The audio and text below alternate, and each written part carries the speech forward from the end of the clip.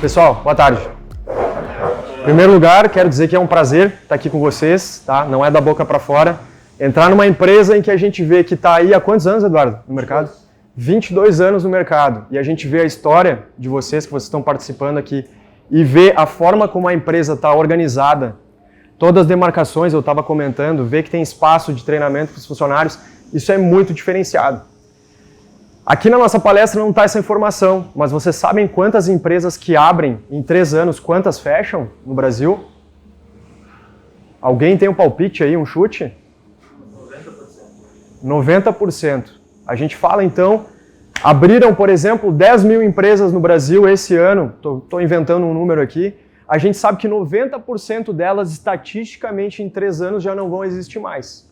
Imaginem então uma empresa que tem mais de 20 anos de mercado para se sustentar com o tamanho do desafio. Então é claro, né? Tem aquela frase, alguém gosta aqui de filme tipo do Homem-Aranha, assim? Tem aquela frase no Homem-Aranha que o tio dele chega para ele e fala assim, ó, grandes poderes geram grandes responsabilidades. Eu fiquei sabendo pelo Eduardo que você já tem um treinamento sistemático de liderança também, então eu imagino que já exista aí um entendimento, de certa forma, do assunto, sem tirar, é claro, a carga de experiência de muitos de vocês.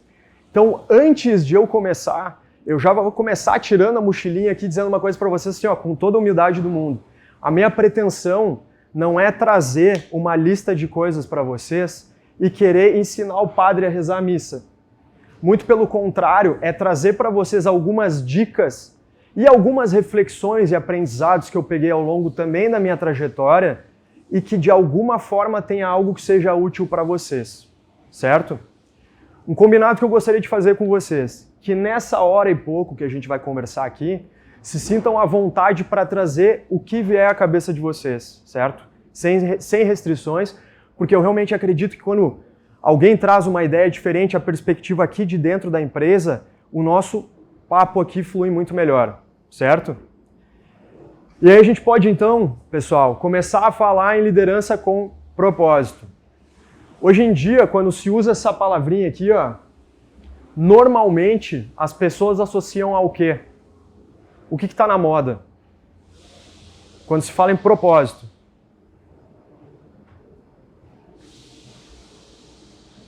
Quem tem um palpite aí? Eu falei em propósito para vocês. O que se fala muito hoje em dia que tem a ver com essa palavra? Sustentabilidade.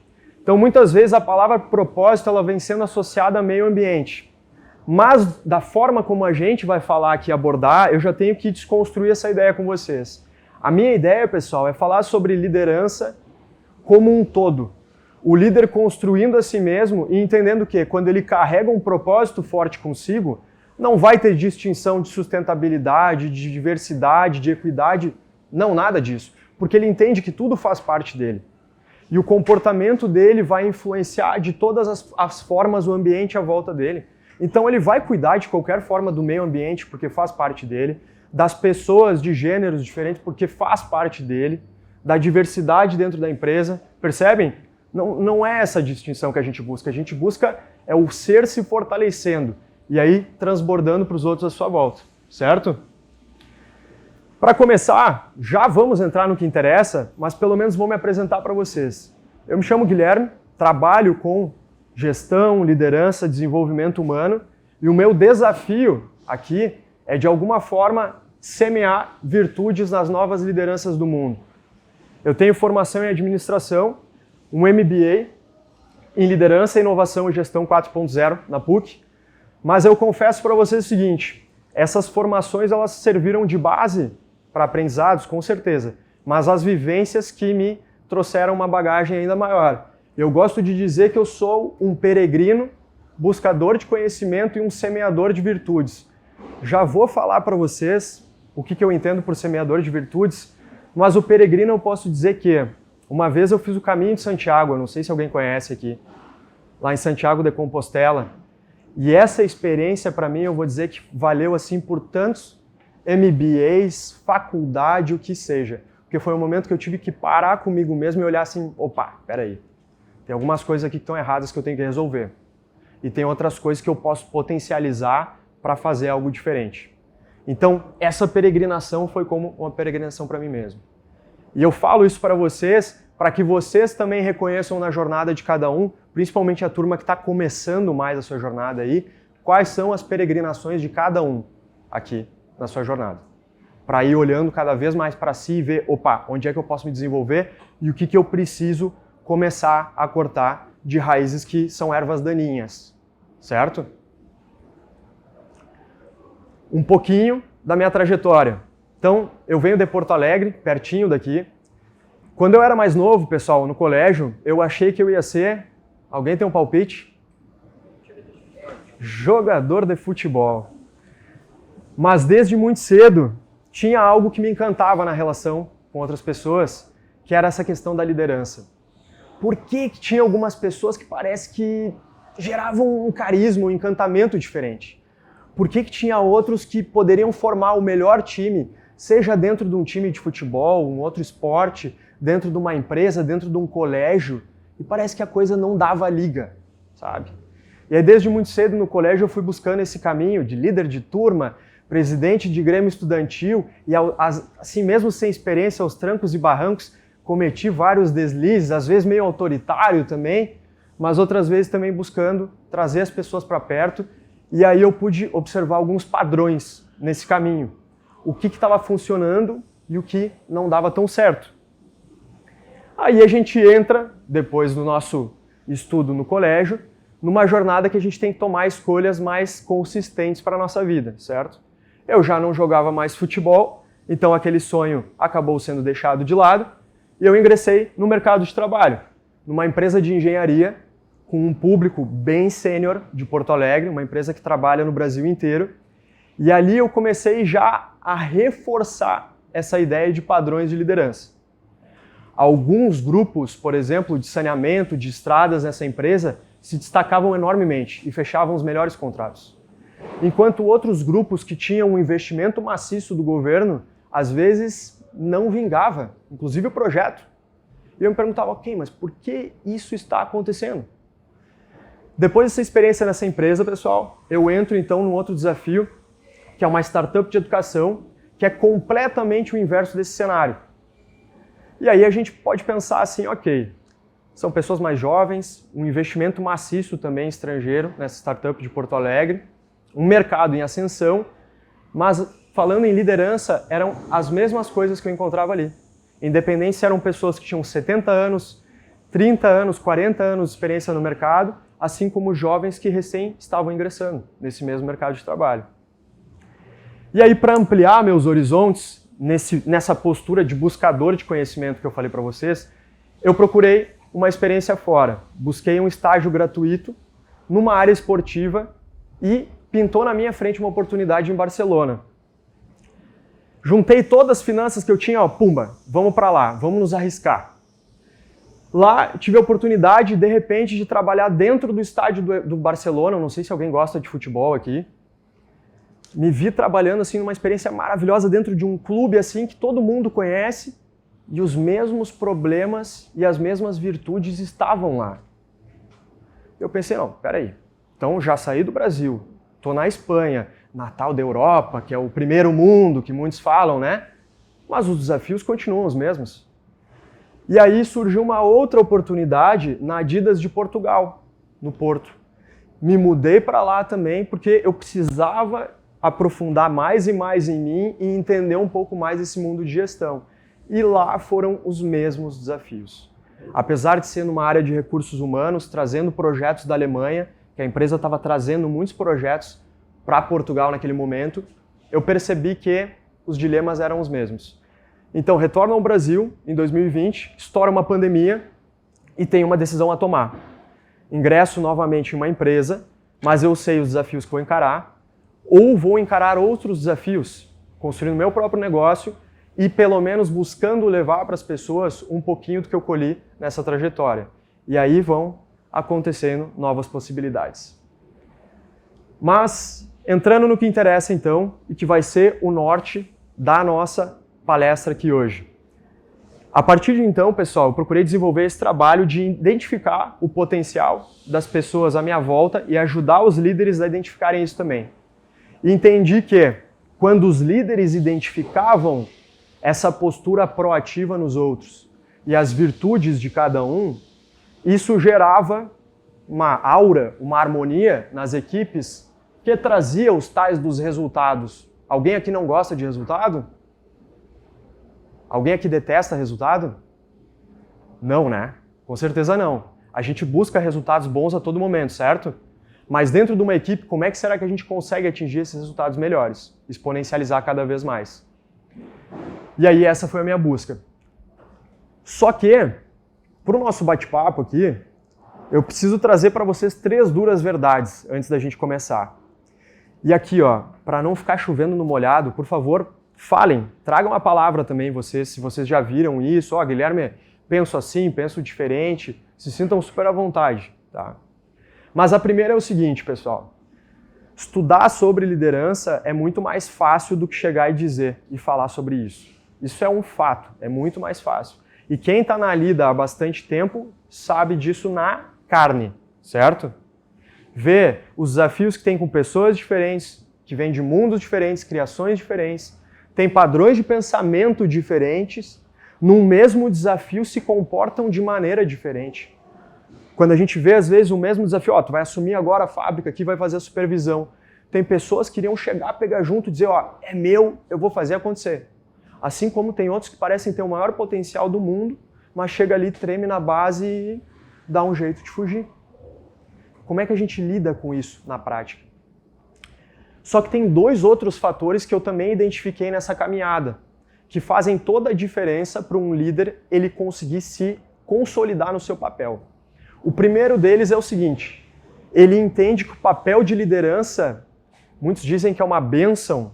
Olha, meu amigo, é uma bênção, mas também é um sacrifício. Se prepare, porque você vai ter que suar na sua posição.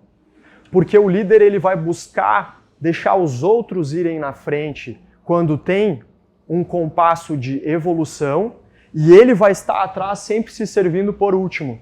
Mas no momento do desafio, é ele que vai assumir a frente. E vai tomar toda a pancada possível para proteger seu grupo e fazer a coisa acontecer. É claro, não me entendam mal. Ele precisa de braços direitos, esquerdos, pé, mão, tudo, que vão pegar junto com ele. Isso não tira a necessidade dessas pessoas estarem comprometidas. Mas o primeiro a se comprometer sempre vai ser o líder. Sempre. E o segundo ponto é o seguinte, para o líder ele conquistar uma coisa que é fundamental nesse processo de troca com as pessoas, porque afinal, nós todos somos seres humanos, ele vai precisar assumir um papel sem armaduras. Então ele vai ter que assumir uma postura em que ele vai ter que se despir de todos aqueles preconceitos, julgamentos que ele tem, porque ele vai ter que tomar uma posição neutra em cada desafio, certo? Às vezes a gente acha que uma pessoa funciona de tal forma só porque a gente acha, mas muitas vezes quando a gente dá a oportunidade para ela, ela acaba nos surpreendendo positivamente. E o contrário também é verdadeiro. Às vezes a gente acha que tal pessoa seria maravilhosa para uma certa posição e quando a gente vê na prática é justamente o contrário. Então o líder tem que entender que, opa, peraí, eu tenho que tirar as armaduras. E quando ele tira as armaduras e mostra quem ele realmente é, o que a gente acaba gerando dentro de um time, que é fundamental? União, exatamente, e confiança. E aí o que vocês diriam quando a gente confia nas pessoas que estão dentro da mesma equipe? O que acontece ali?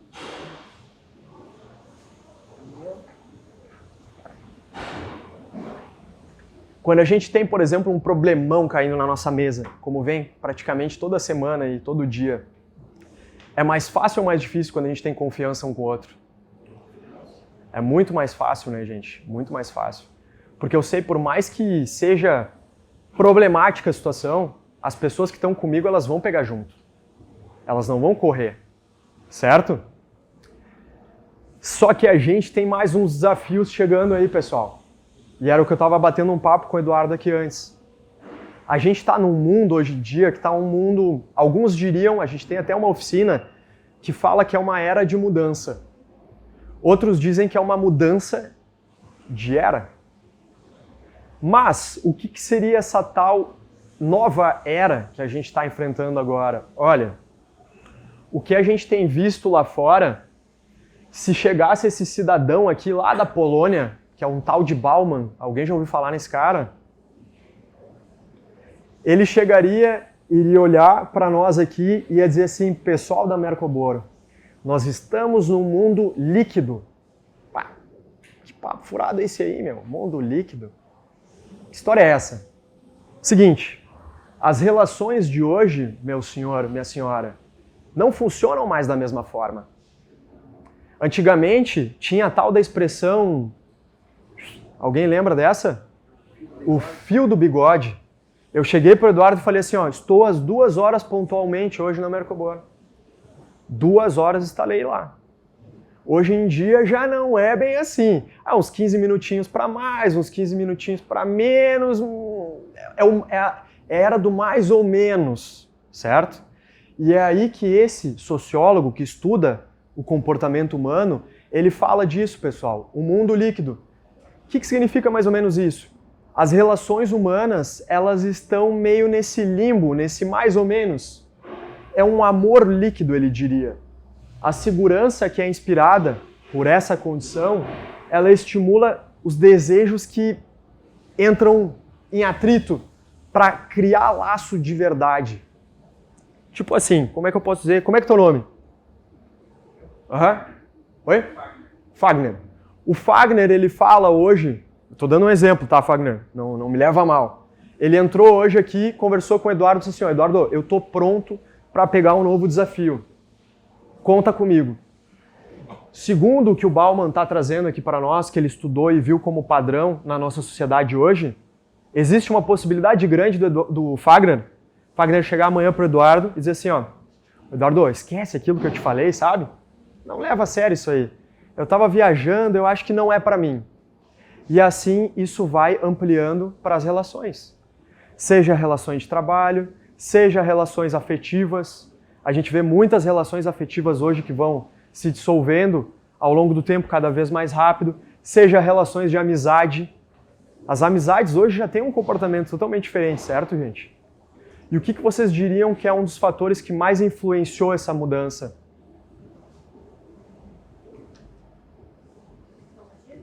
Perfeito. A tecnologia, principalmente através de... Oi? Oi?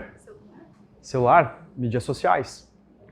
As mídias sociais favoreceram, então, a gente estar junto aqui e conversar com uma empresa da Austrália. Agora são 2 da tarde, né? Na Austrália não vai dar porque é 2 da manhã. Mas vamos pensar na Europa daqui a 5 horas, então. A gente está falando com o pessoal lá em Portugal, na Espanha, e esse pessoal está trocando ideia conosco. Olha, pessoal, esse processo produtivo aqui vocês podem ajustar. Deu um problema na máquina tal. O fulano que é da Polônia, ele pode te ajudar agora em tempo real. Maravilhoso. Agilidade no processo.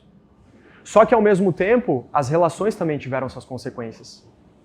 E a gente entra para o nosso mundo aqui e como é que fica uma liderança que lida com pessoas que vivem relações tão líquidas assim? Como é que a gente faz? E aí outros diriam o seguinte, pessoal, nós estamos num tal de mundo VUCA. Alguém já ouviu falar nisso aí? Essa letrinha que eu queria que vocês ficassem na cabeça, que é volatilidade. É aquilo que se esvai de uma maneira muito rápida. Então é exatamente isso dessa tal de liquidez, pessoal. É como se o mundo de hoje fosse várias bolhas diferentes, cada um dentro da sua bolha, e de repente está pensando de uma forma, já começa a pensar de outra, que já pensa de outra, já pensa de outra, mas e aquelas coisas que deveriam se manter um pouco mais, com uma certa linearidade, com um certo equilíbrio? E aí, como é que fica isso? Bom, esse é um cenário que a gente tem hoje. Esse é um grande desafio que a gente tem hoje. E aí a gente pode entrar no mundo das empresas e entender em números o que tem acontecido. Então olhem que interessante esse dado. O nível de engajamento nas empresas brasileiras. Se a gente for pegar 100 funcionários hoje, em qualquer empresa e pincelar, apenas 27 deles diriam assim, ó, eu tô pegando junto com a minha empresa. tô pro que der e vier. E a gente vai fazer a coisa acontecer de uma forma ou de outra. Mas, pessoal, 73 pessoas chegariam e diriam assim, ó, vou te dar a real, vou te falar a verdade. Mais ou menos. Não tô tão afim, não quero tanto. Só que mais preocupante do que isso é essa informação aqui, ó. Desengajados ativamente. Alguém sabe o que é isso? Ou tem um chute? O que vocês chutariam que é? Que muitas vezes, muitos integrantes da equipe não sabem o propósito que eles estão ali, entende? Eles não têm um norte para seguir, às vezes falta orientação, falta engajar a equipe e mostrar o caminho. Perfeito. Como é que é o teu nome? Leandro. Leandro. Perfeito, Leandro. Mas aí pensa comigo o seguinte, essas pessoas não sabem então o propósito, não se sentem tão envolvidas com o que a empresa faz. E aí elas têm uma postura que ela é desengajada. O que seria desengajado, pessoal? É a pessoa acomodada, que não vai atrás, não compromissado. Perfeito, não compromissado. Mas o que vocês acham que seria desengajado ativamente? Ele está só aqui dentro do cartão. Ele está batendo o cartão e indo embora, mas mais uma coisinha ele está fazendo. Realmente não ajudar, ele atrapalha. Oi? Além de não ajudar, é uma pessoa que atrapalha. Isto aí, e ele está procurando uma outra coisa dentro da própria empresa. Pode ser também, aí é pior ainda. Mas ele está procurando, pessoal, outras empresas para trabalhar. E eu já vi isso também. Nas empresas que eu trabalhei, de pessoas que estavam ali dentro, estavam ativamente, ó, meu horário de trabalho, estou procurando outras posições. Bom, enfim, resumindo, se a gente tem essa situação e esse cenário na nossa frente, como é que a gente faz com pessoas que estão dentro de uma mesma equipe e que se sentem dessa forma? Eu estou indo para o meu trabalho, mas eu estou indo já pensando nas outras possibilidades de trabalho que eu tenho. Percebem o tamanho do desafio? Mas calma lá, vamos para mais uma informação então. Para preservar a empresa, eu procurei não trazer o nome dela, mas é uma empresa aqui do Rio Grande do Sul, que tem uma sede no Rio Grande do Sul, mas ela é uma empresa global, tá? Na escola de administração da URGS, os jovens, muitos deles iam para essa empresa para trabalhar, essa empresa de tecnologia. Era tipo assim a que ficava na vitrine, certo? Porque dava um status legal, que pagava bem, então todo mundo dizia que ia para lá. Vocês sabem o que é o NPS? Alguém sabe o que é um NPS? ENPS? É como se a gente fizesse uma pesquisa aqui entre nós, eu chegasse agora e dissesse assim, ó, Leandro, de 0 a 10, o quanto tu recomenda Mercobor para se trabalhar? Certo? E ele vai colocar a informação ali. Se for de 8 a 10, se diz que é aquela pessoa que é uma promotora, que ela vai chegar para outras pessoas, ó, Jennifer, eu estou trabalhando num lugar super bacana, eu te recomendo ir para lá. É assim, tal, tal, tal, é uma promotora. Só que quando é abaixo de 6, se o Leandro respondesse abaixo de 6, se chamaria de demoter, que é uma pessoa que iria falar mal daquele lugar. E entre esse meio termo aí são pessoas que são neutras, não fala bem nem mal. A gente poderia dizer que é quase o desengajado daquela lista anterior. Olha o retrato disso. Então, lá em 2020, 2021, nessa empresa fizeram com a empresa inteira, com a sede aqui do Rio Grande do Sul. E o pessoal respondeu, em média, nota 8. Ou seja, em média a empresa era de promotores, pessoas que falavam bem. Só que no meio do caminho a gente teve o quê? De 2020 para cá?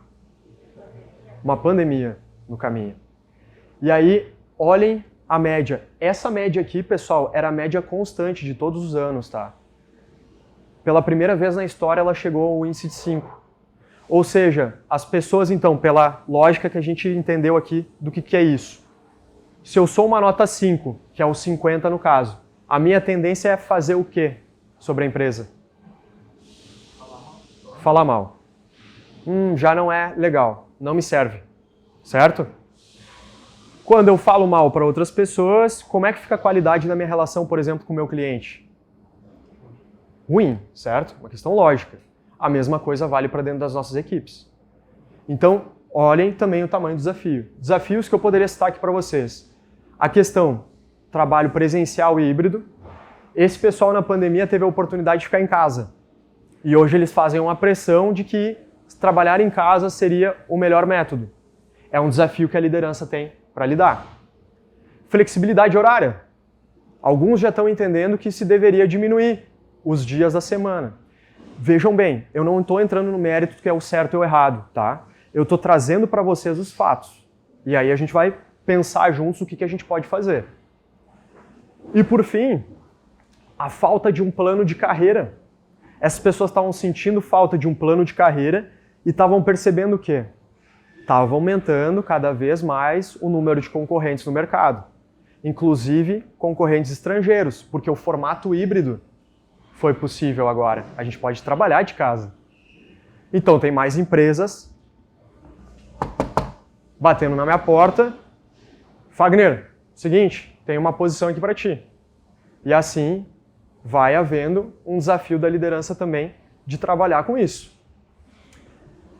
Mas a gente olhou um panorama.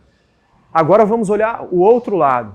Se a gente pensou por que as empresas estavam mais frustradas com o ambiente de trabalho, hoje em dia, por que elas permanecem dentro de uma empresa?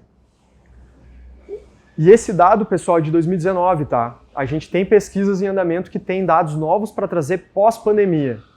Eu quero dizer com isso para vocês que provavelmente esses números devam ser bem maiores, certo?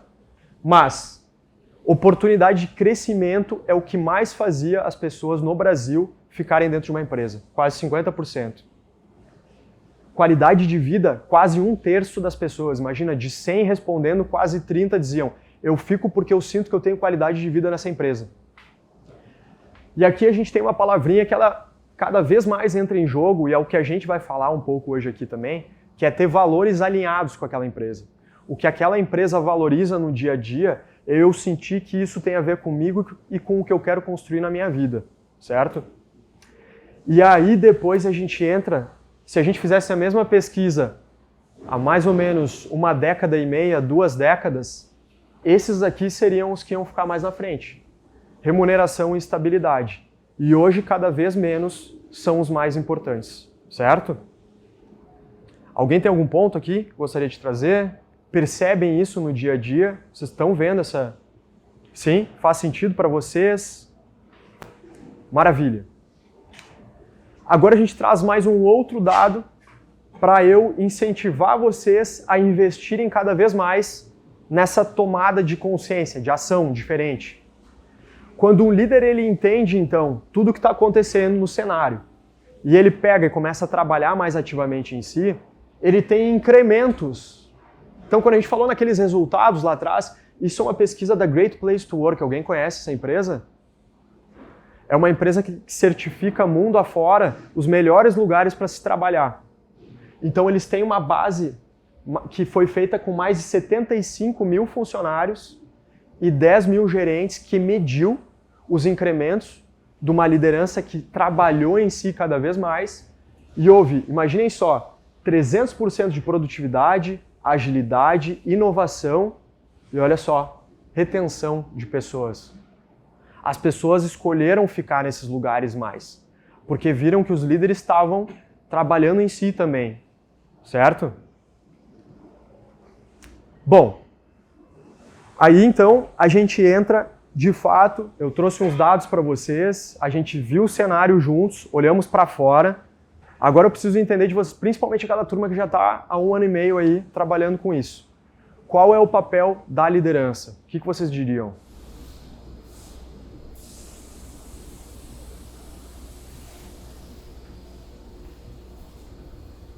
Para que serve um líder, pessoal? Influenciar, motivar. Ótimo. Influenciar, motivar, o que mais? Se arrisquem, porque um líder também precisa saber se arriscar. Organizar. Ótimo. Organizar. Auxiliar no tomada de decisões. Perfeito. Seria algo como organizar as ideias também, então. Oi? Gerenciamento. Gerenciamento. Perfeito. Formar equipe, né? Formar a equipe. Desenvolvimento da equipe. Desenvolvimento da equipe. A gente já tem um ótimo ponto de partida aí. E aí, com todo esse monte de coisa para a gente fazer na nossa mesa como um líder, a gente precisa entender uma coisa. O ato de liderar é algo que a pessoa já nasce com ela, nasceu aqui agora, ó, pumba, vai lá, lidera uma equipe de 50 aqui na empresa. Que tu nasceu com isso dentro de ti, já é um dom, te vira. Todo mundo concorda aqui que não? Eu vi vários fazendo que não, mas todo mundo concorda ou alguém acha que é não, certo? Então, isso aqui é fundamental para a gente dizer o seguinte, quem quer faz, certo? Quem quer, quem se importa de verdade, vai lá e faz acontecer. Porque isso aqui não é o dom de alguns especiais que foram escolhidos por Deus, por natureza, e eles simplesmente tocam que nem um maestro, uma orquestra. Que nem esse cara aqui, ó, esse cidadão aí da foto. Na verdade, são pessoas que treinaram e treinaram muito. Erraram pra caramba. Só que tiraram a armadura, que nem a gente falou no início, e começaram a entender que é um processo essa caminhada. Eu vou falhar, vou ser xingado, vou ser prejudicado, vão faltar com confiança comigo, eu também vou faltar com confiança, até uma hora as coisas começarem a se encaixar, porque eu quero assim, porque eu vou trabalhar para isso, certo? Lembrem do que a gente falou aqui atrás. Aqui, ó. A tendência é a gente ver mais pessoas ou menos pessoas com essa postura? Menos pessoas. Então, a gente pode olhar sobre dois ângulos isso. Isso é um problema e uma oportunidade. Um problema por quê? Porque a gente vai ter cada vez menos pessoas dispostas a fazer isso, a melhorar si mesmas. Mas a gente também tem uma oportunidade da gente começar a se destacar cada vez mais, porque cada vez menos gente vai estar fazendo isso, certo? Pois bem, pessoal. Então, quando a gente fala de liderar e a gente fala de assumir essa postura do querer e fazer, a gente fala sobre modelo. Quando a gente pensa em modelo, o que vocês diriam que é isso? O que é um modelo? O líder tem que ser o modelo da equipe. Ele é o espelho daquela equipe. Se ele estiver ali para baixo, não focado no objetivo, a equipe vai estar desmotivada também. Perfeito. Tem uma palavrinha mágica, tu usou espelho, Leandro. Perfeito. E outra que começa com E também. É o exemplo. Então o líder ele vai ser sempre o exemplo. Mas ele vai ser só o exemplo do que ele fala? Ou será que ele vai ser o exemplo que nem esse pai aqui com o filhinho, do que ele faz? Ó, meu filho, seguinte, para ti é muito importante tu estudar. Então chega em casa da escola, faz o teu tema de casa. E aí vai lá o pai e a primeira coisa que ele faz é, pumba, sentou no sofá e começa a mexer no telefone celular. Não troca ideia, não se relaciona com o filho. Ó, crianças, a gente está trazendo para o ambiente familiar porque é um exemplo que fica bem na nossa mão, né?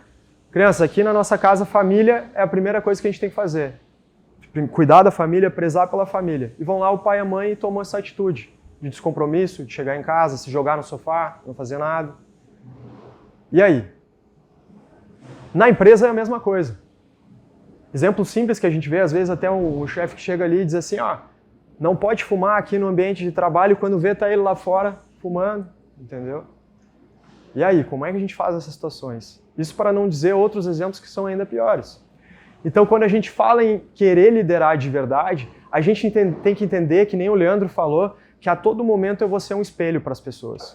Lembra quando a gente falou daquela questão do líder se servir por último? É um desafio, certo? É um desafio. Porque tu vai estar sendo visto, vai ser o centro das atenções a todo momento. Então não vai existir espaço para fingir. A gente vai ver uma hora com um autor aqui que ele fala justamente sobre isso, sobre a diferença entre parecer e ser. Se eu acho que só eu parecendo funciona, meu amigo, no dia a dia as pessoas vão ver que é diferente. Aí o líder tendo condições, capacidade de orientar a equipe e traçar o objetivo, ele sempre vai estar por último. Menos porrada que vai levar. Depende. Depende da situação, Leandro. Porque quando é um desafio novo, que a gente tem algo completamente diferente que a gente vai começar a fazer, tu diria que o líder ele tem que estar na frente ou tá lá no fundo? Na frente para influenciar a equipe. Boa. Mas eu digo no dia a dia, entendeu? Aham. Tá, entendi. Se ele estiver desmotivado, motivado, não tiver focado, não conseguir traçar os objetivos para a equipe, vai começar a dar problema e ele vai começar a tomar pancada. Perfeito. Não, perfeito. Te entendi agora. Exatamente. Então aí, pessoal, tem justamente essa questão de buscar se transformar em um modelo para as pessoas que seja um modelo que facilite o crescimento. E aí a gente tem, por exemplo, assim, ó, como a gente estava comentando antes, de mesmos ambientes, equipes com características parecidas e algumas despontam e outras não. A gente pode olhar lá para a nossa história, lá atrás, eu deixei 2 figurinhas bem pequenas ali. Um grande império na história da humanidade, aí, o Império Romano, que teve 2 figuras com o mesmo tamanho de poder. A gente pode olhar um Nero, que é esse cara aqui, e um Marco Aurélio, que é esse cara aqui. O Nero foi um cara que praticamente destruiu com o Império à época. E o Marco Aurélio fez florescer o todo ali. A característica que se diferenciava do imperador filósofo, que era o Marco Aurélio, era essa capacidade de ele parar todo dia, ele olhar para o que ele fez e ele decidir, ok, essas coisas aqui eu fiz que não tem a ver comigo, eu vou virar a página e fazer diferente. Ele tinha até um diário que ele escrevia algumas reflexões sobre isso. O que eu quero dizer com vocês para isso não é que vocês necessariamente tenham que ter um diário. Mas se vocês quiserem ser modelos mais sólidos, é muito importante esse trabalho de olhar para si e entender, ok, o que eu estou fazendo que está dando certo e o que não está. E como é que é o teu nome? Júlia. E como a Júlia falou antes da influência das redes sociais, da tecnologia, hoje em dia a gente tem esse grande desafio de olhar mais para si. Porque o telefone nos convida a todo momento para olhar o fulano, a ciclana, o que o influencer tal está fazendo, como é que ele está reagindo à vida, certo? Tô viajando ou tá fazendo sentido para vocês? Sim? E aí aquele cenário que a gente desenhou lá no início, percebam a influência disso, certo? O que eu gostaria de trazer para vocês é esse ponto então. Eu tinha colocado ali antes até de detetives de virtudes, mas eu troquei para semeadores porque eu acho que nesse momento funciona melhor. Mas, cara, o que significa isso? Semeador de virtude? O que tu está me falando? Alguém poderia me dizer o que é uma virtude? Um chute, um palpite? Uma qualidade, mas já vem contigo, sabe? Tá, boa. Uma qualidade que já vem contigo. Alguém mais tem um palpite, um chute aí? Oi? Um dom, pode ser?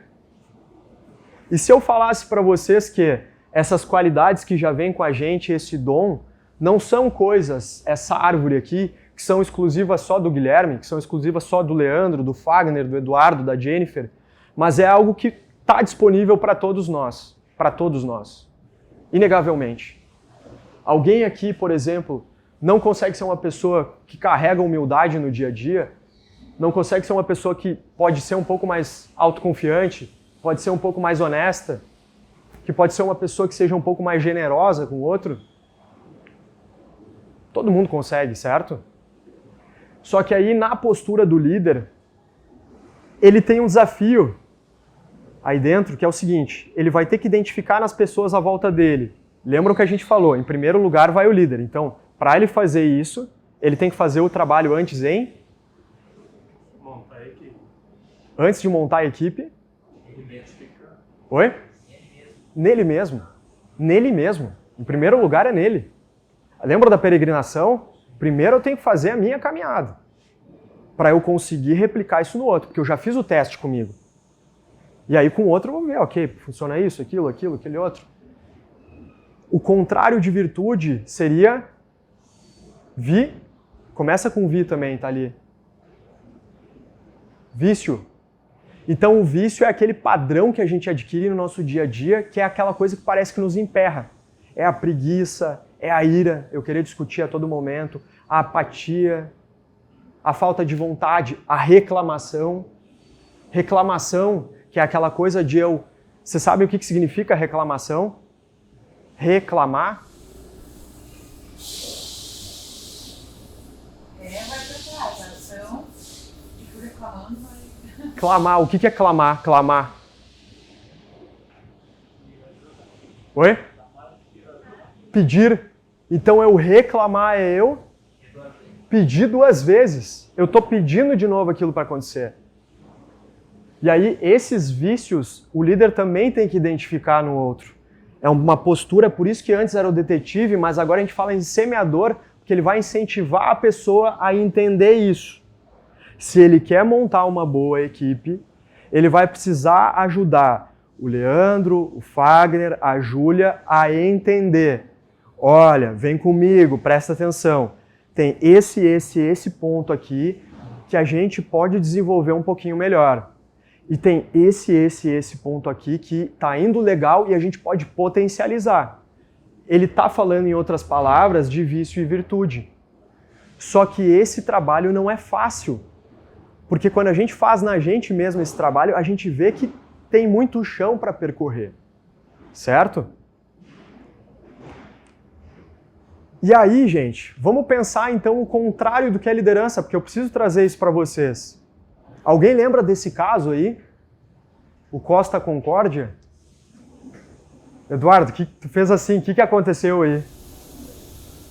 O líder do barco acho que não acertou as pernas. Deu no pé. Tem uma regra, pessoal, da navegação que diz o seguinte, ó, o capitão, o comandante, é o último a sair do barco, independente do que acontecer. Esse navio aqui, ele teve um probleminha. Ele começou a afundar em uma região da Europa. E adivinha quem foi o primeiro que deu no pé? O comandante. E aí esse cara ficou manchado e foi expulso da navegação. Ele ficou completamente manchado. Porque houve até uma tragédia à época, algumas pessoas tiveram problemas muito sérios. Se eu não me engano, houve algumas mortes também. Me desculpem por essa falha na informação aí. Mas o fato é, o comandante deu no pé como o primeiro da história. E aí esse cara nunca mais teve a possibilidade de liderar de novo uma equipe nesse ambiente. Eu tenho um outro exemplo para vocês também, que é o seguinte. Eu tive uma oportunidade de trabalhar dentro de uma empresa. Vejam bem, vamos deixar algo muito claro aqui, tá? Esse aqui era um valor que a empresa tinha acordado, que era um valor que estava presente no dia a dia. Se não existe o acordo, por exemplo, que a autonomia é um valor que nós prezamos, tá tudo bem. O que nós precisamos fazer é prezar por aquele valor. Aquele valor tem que ser uma realidade. Este caso aqui é uma empresa que eu pude participar de um trabalho de desenvolvimento lá, e um dos fatores que a liderança dizia que era um fator fundamental era a autonomia das lideranças emergentes. E num contexto de reunião, de definição de um novo ano de planejamento, chega um dos gestores que tinha um poder hierárquico maior e ele tem essa postura. Bum! Bate na mesa e diz. E isso foi um fato, mas foi a expressão dos comportamentos do dia a dia. Eu não quero dar autonomia para vocês, falou nessas palavras. Quando nós conversamos depois do que aconteceu, o que foi trazido para eles ali, que ficou como fato, é o seguinte: esses comportamentos repetidos e essa postura dele causaram várias consequências que foram negativas para o ambiente. Por quê? Era uma empresa de inovação. Quando a gente fala em inovação, é necessário ou não novas ideias? A todo momento, certo? É necessário que outras pessoas contribuam ou não para o ambiente? A todo momento, certo? Mas como é que eu faço para contribuir se o meu líder, o meu chefe, ele bate na mesa e diz que não vai dar autonomia para nós? E aí? Então, vocês viram a discrepância aí na postura? O fato é, naquele momento, aquele comportamento gerou um nível de frustração entre as pessoas, gerou desconfiança entre as pessoas, porque eu não sei mais o que é verdade, falam uma coisa e fazem outra, e no fim, as pessoas começaram a se distanciar. Pergunta para vocês, quando as pessoas têm frustração, desconfiança, se distanciam, a tendência é os resultados irem para cima ou irem para baixo? Para baixo. Consequência natural. E foi isso que aconteceu. Então aqui a gente pega um fator chave da postura de um líder, de uma líder. É trabalhar com coerência. Lembram dos modelos que a gente falou do exemplo? Eu não só falo, eu ajo conforme. E uma vez que eu ajo com coerência, a gente começa a gerar confiança. E você sabe qual é o princípio básico da autoconfiança? Porque para eu confiar em alguém, eu também tenho que confiar em mim, aprender a confiar em mim. Só que para eu confiar em mim, você sabe o que eu preciso fazer? Como é que eu gero confiança comigo mesmo? Eu falo isso para vocês porque eu penei pra caramba para poder aprender sobre isso também. E aí uma coisinha simples mudou a chave na minha cabeça. E hoje a gente vê muita gente que não confia em si mesmo, infelizmente. Tem muito a ver com isso. Lembrem disso aqui. Coerência. Tem alguma coisa em mim que está me julgando a todo momento? Que está me observando como se fosse a minha consciência? Sim ou não? Com certeza. Lembra daquela expressão, deitar a cabeça no travesseiro? Às vezes tem uns que parece que deitam a cabeça no travesseiro depois de fazer muita porcaria tranquilamente. Mas sempre tem alguma coisa em nós que está nos observando ali. Para eu gerar autoconfiança, eu tenho que ser coerente comigo mesmo. E para eu ser coerente comigo mesmo é tipo assim, o Leandro pegou e definiu para ele, em 2024 eu vou chegar aqui na empresa e eu vou conversar com o Eduardo, pedir dicas para ele, procurar ativamente me desenvolver, entender como é que estão as metas da empresa. Eu vou fazer isso. Só que o problema é que ele chega e ele não faz. Ele chega lá, tá cansado, reclama, fala com os colegas, critica. A tendência do Leandro, só um exemplo, tá, Leandro? É ele perder a confiança em si, é enorme. Por quê? Ele define que ele vai fazer uma coisa, mas ele não faz. Então o princípio de confiar em si é uma vez que eu escrevo que eu vou fazer algo, eu cada vez mais ir lá e fazer. Isso é confiança. Eu fiz um checklist que eu vou fazer, tu vai lá e faz. E aí a gente... Desculpa, né? Porque daí a pessoa entra numa rotina negativa. Exatamente. E aí vocês lembram que a gente falou lá no início do comportamento das relações, dessa expressão aqui, o fio do bigode? É eu cada vez mais procurar agir comigo dessa forma. Uma vez que eu falei para mim, olha, eu vou fazer algo, vou me comprometer, pelo menos eu dou o meu melhor naquilo. Pode não sair como eu esperava, mas eu fui lá e fiz. Quanto menos a gente faz do que a gente se comprometeu, meu amigo, a tendência é tu não confiar em ti e para confiar nos outros é terrível, muito difícil. Então, pra gente se fortalecer nessa caminhada, a gente tem que entender isso aqui, Tem uma passagem no filme da Alice no País das Maravilhas que chega o gato na árvore para ela e ela tá entrando num bosque. Só que aparecem dois caminhos diferentes para ela ali. E ao invés dela pegar e escolher o caminho, ela recorre ao gato. E ela pergunta pro gato assim, gato, e aí, para onde é que eu devo ir? Aí o gato pega e responde para ela. Alguém sabe o que ele responde? A gente trouxe pra gente. Trouxe também? Ela trouxe ontem pra nós essa passagem. Olha só, coincidência, né? Então, o que ele fala, gente? Perfeito? Pra quem não sabe, ela responde que não sabe. Aham. Qualquer lugar pra ela serve, se ela não sabe pra onde ela quer ir. Exato. Qualquer lugar serve para ti. Então serve o teu crescimento? Com certeza serve o teu crescimento. Pode servir. Mas também pode servir a tua decadência completa. Pode servir a tua ruína. Pode servir um caminho de vício cada vez mais e tu te dá mal e tu comprometer outras pessoas, tu comprometer resultados, né?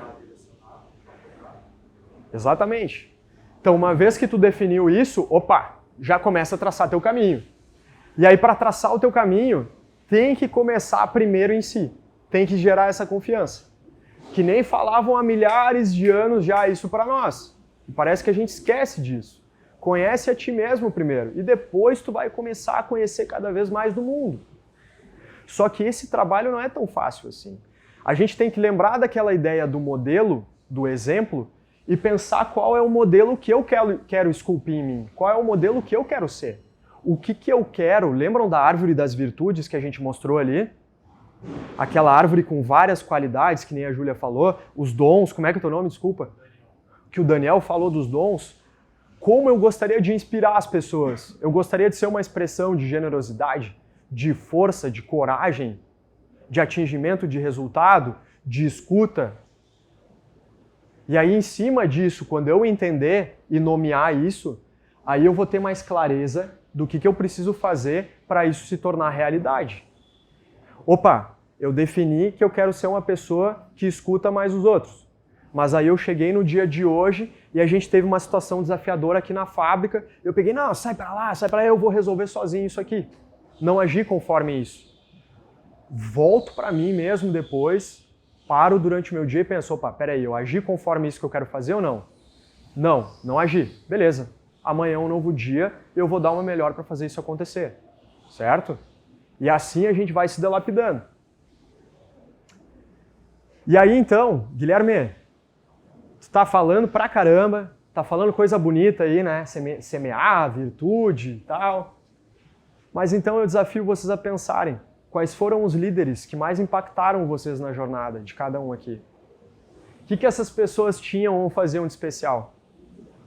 Eram pura e simplesmente pessoas que eram extremamente fortes, que pegavam, derrubavam tudo, que nem um trator, saíam pela frente e deixava todo mundo pelo caminho? Ou tinha alguma coisa diferente naquela liderança ali? Quem é que tem um exemplo aí para trazer para nós? Tem alguns modelos que eu trabalhei, eu acho que tem um líder completo, mas eu fui pegando um pouco de cada que hoje eram mais admiráveis, modelos, uma coerência, é uma coisa que eu falo, parece que eu acho uma qualidade de destacar. A questão de ele reconhecer os erros, que é às vezes líder, ou chama assim, porque às vezes acham que reconhecer o erro pode ser uma fraqueza, então deixa aquilo passar, mas quem está nessa de liderado espera que o seu líder tenha essa posição para reconhecer o erro e escutar, acho que é bem importante. Então, algumas coisas eu peguei de cada um e hoje eu tenho algumas ideias bem fortes para isso. Perfeito. Perfeito. Tem a ver com aquela árvore que a gente viu ali? Essas características, essas qualidades? Sim. Beleza, maravilha. O que mais? Mais alguém? Eu acho que, pra mim, o que mais me marcou, assim, durante esse tempo já no mercado de trabalho, é principalmente a questão de pessoas que são coerentes com as suas atitudes que falam. Se a pessoa traz, ela tem atitudes que são referentes a isso. Isso é o mais importante. O que mais, gente? Mais alguém? A gente falou de coerência, de escuta, de reconhecimento de erros. O que mais? Algum homem aí? Queria ouvir uma opinião masculina. Duas mulheres deram sua opinião aqui, sua visão. Quem é que inspirou vocês? Pensem em alguém que inspirou. Pode ser quando vocês eram mais novos, escola, algum time que vocês fizeram parte, alguma equipe, uma instituição, uma igreja, pode ser, dentro do ambiente de trabalho. A gente sempre está aprendendo, né? Cada informação que a gente absorve é uma sementinha plantada, né?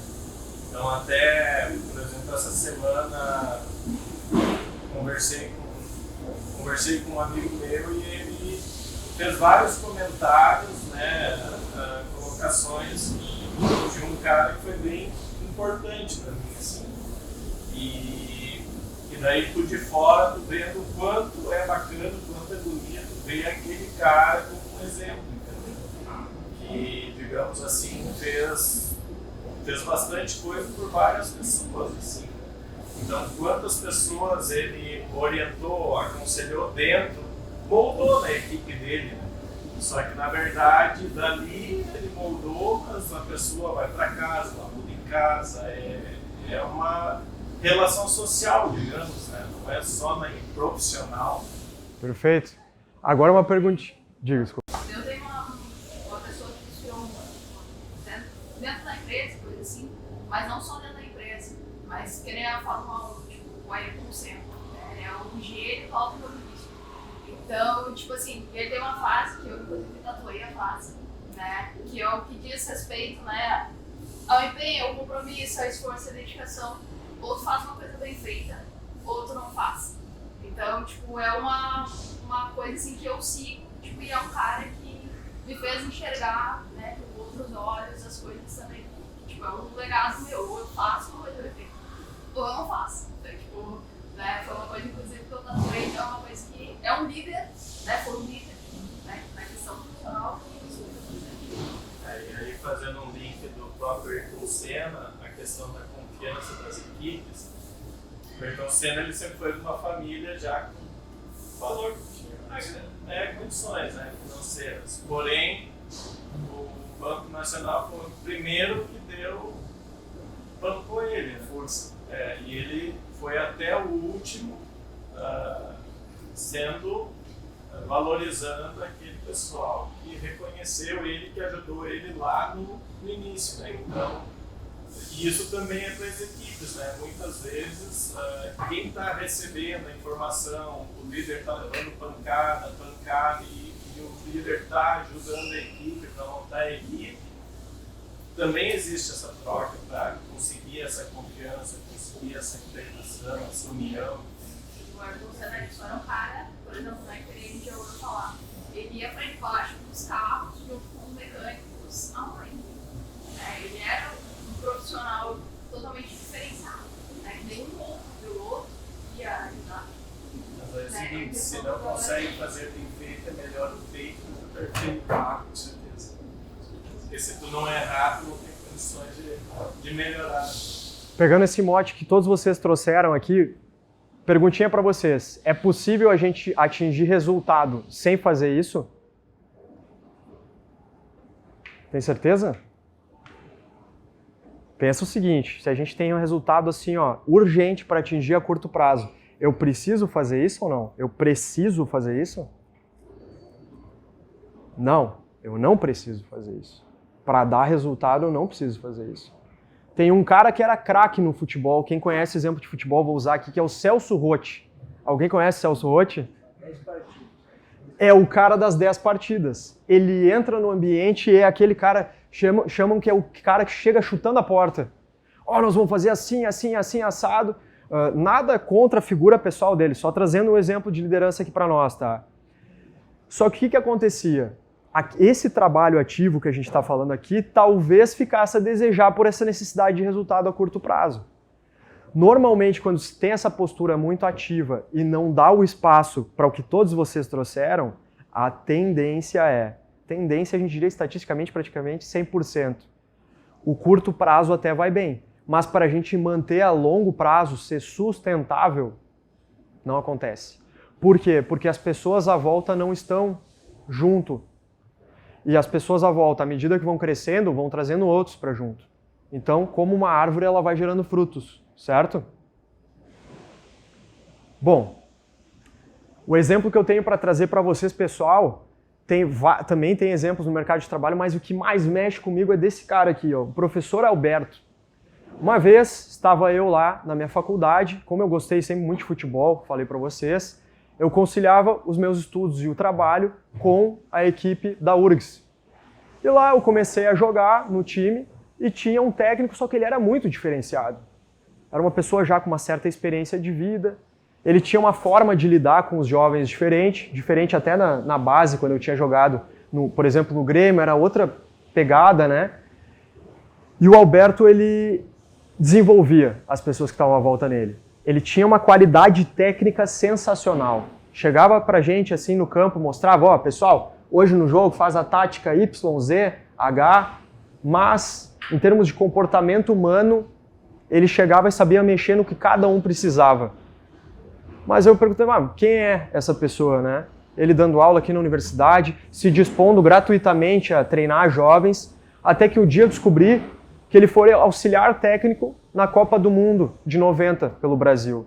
Aí eu tirei ainda mais o chapéu para esse cara, porque ele foi para nós ali um exemplo extremo de humildade para nós, uma pessoa que poderia ter se apegado ao status, aos louros, né, da experiência de vida dele, e não, ele fez muito o contrário. Ele optou por desenvolver e fazer cada vez mais multiplicadores. Então ali para mim ficou esse exemplo. E se eu fosse denominar para vocês naquela árvore das virtudes ali, para mim esse cara era o exemplo de generosidade. Porque ele precisava, lembram dos resultados? Ele precisava fazer isso para atingir resultado? Não. E com a capacidade dele sendo auxiliar de uma Copa do Mundo na seleção brasileira, menos ainda. Hoje a gente vai fazer X, Y, Z, vão para o campo lá, se virem, é isso aí. Não, ele queria desenvolver pessoas melhores também, ao mesmo tempo. E aí isso também contribuiu para resultados ainda melhores dentro daquele time. Bom, a gente está encaminhando para o final, pessoal, mas eu gostaria de trazer para vocês mais informações de pesquisa também, que nos reforçam assim algumas características importantes para um líder que se diferencia. Este cidadão aqui, o nome dele é Simon Sinek, ele é um pesquisador, como a gente tem mais base de dados dos Estados Unidos, é o que eu procurei trazer para vocês, que eles incentivam muito o empreendedorismo lá também, então tem mais empresas pesquisadas. O que ele identificou ao longo dos últimos anos de pesquisa dele é que as equipes, então, que no longo prazo, na corrida longa, vão se diferenciando e ampliando sua fatia de mercado, são equipes que o líder chega, demonstra uma visão clara, olha, a gente tem uma visão de 2 anos, de 3 anos, de 5 anos, nós vamos procurar fazer isso aqui juntos, a Júlia, nesse momento, vai trabalhar com isso, isso, isso, o Leandro com isso, isso, isso, responsabilidades, o que eu espero de vocês, o que vocês esperam de mim, trazer uma clareza de visão e, ao mesmo tempo, uma vez que eu combinava com vocês uma coisa, meu amigo, eu vou até o fim tentar cumprir aquilo. É claro que eu posso ser flexível ao ponto de, às vezes, chegar para vocês e ter a coragem de dizer, olha, a gente vai ter que mexer nos planos, não está dando certo.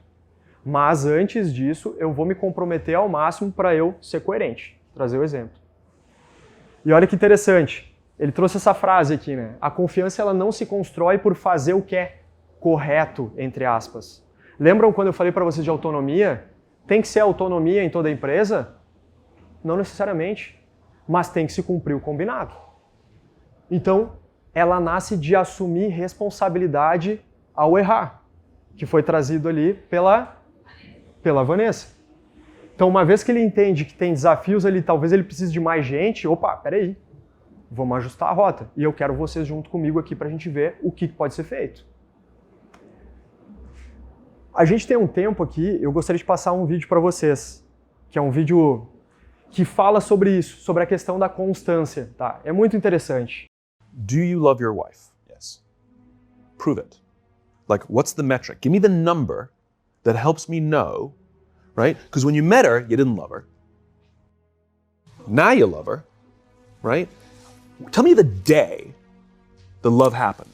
It's an impossible question. But it's not that it doesn't exist, it's that it's much easier to prove over time, right? Leadership is the same thing. It's about transitions. So if you were to go to the gym, it's like exercise, right? If you go to the gym and you work out and you come back and you look in the mirror, you will see nothing. And if you go to the gym the next day and you come back and you look in the mirror, you will see nothing, right? So clearly there's no results, can't be measured, it must not be effective. So we quit, right?